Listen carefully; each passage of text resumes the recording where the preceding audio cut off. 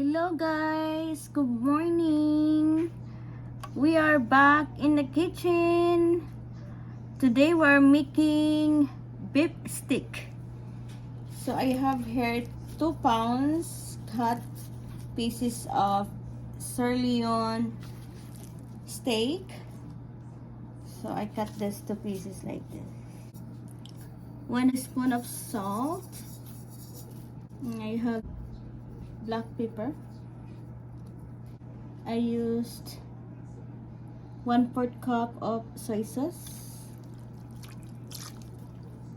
and I use lime, or you can also use 1 tablespoon of lime. And just mix it together. And an hour before we cooked it. You can also do overnight.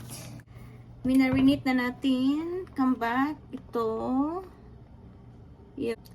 Beef meat. Slice. So we put some oil. Fry a little bit my meat when I'm making my steak. Make it brown.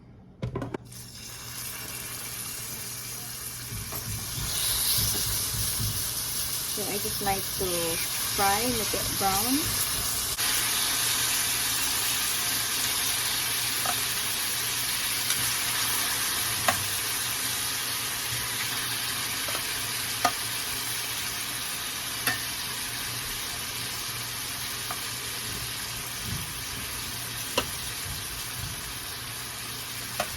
Yung sauce na iwan,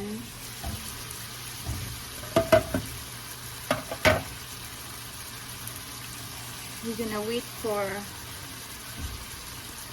frying a little bit and make it brown. Alright guys, nag-ano na siya, ito-flip up natin, okay? Ganun lang.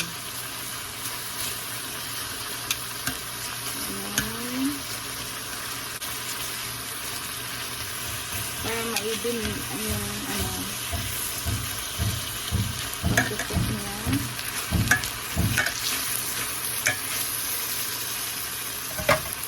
Tingnan natin ako. Lagyan natin ng we put 1 cup of water. Just cover that one there. And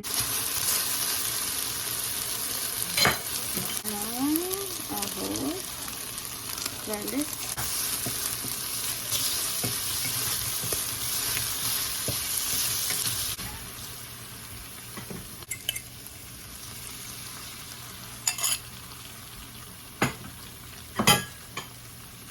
Lagyan natin ng 2 teaspoon of sugar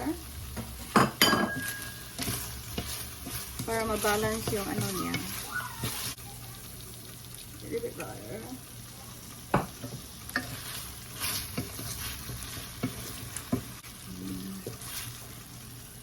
Another 2 tablespoon of water para hindi siya magda-dry. Okay, i-cook lang natin. We cook 1 minute. Tinang